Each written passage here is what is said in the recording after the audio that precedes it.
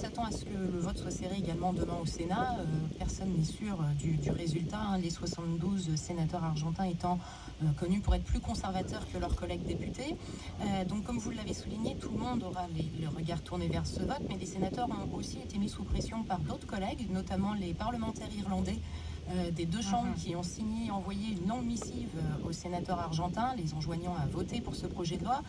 Ce qui est intéressant, c'est que dans leur lettre, les élus irlandais rappelaient les chiffres qui sont cités dans les fondements du projet de loi argentin, fondements qui réitèrent le fait que, d'après les chiffres du ministère de la Santé argentin, en 2015, il y a eu entre 370 000 et 522 000 avortements illégaux au pays, qu'en 2011, près de 48 000 femmes ont été hospitalisées à cause de complications liées à l'avortement. 20% d'entre elles avaient moins de 20 ans.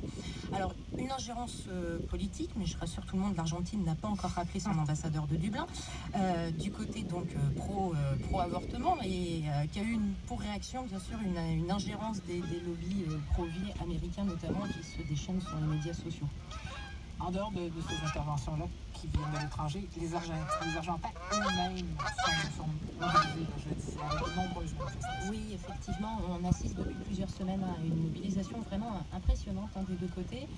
Dans le camp opposé à la légalisation, on retrouve bien entendu l'Église catholique, mais aussi les nombreuses chapelles évangéliques qui sont devenues ces dernières années très puissantes en Argentine et ailleurs sur le continent. Faut rappeler aussi peut-être que l'Église catholique est reconnue comme religion d'État dans le pays. Alors elle est très remontée contre le projet de loi. Elle a d'ailleurs prévu une messe qui sera dite à la cathédrale de Buenos Aires demain, à la même heure où les discussions débuteront au Sénat. Oui. Alors c'est sûr que les Argentins, le veulent ou non, il y a un aspect symbolique à cette bataille qui les dépasse parce que l'Argentine, c'est le pays du pape François. Ce dernier qui est habituellement très discret quant à la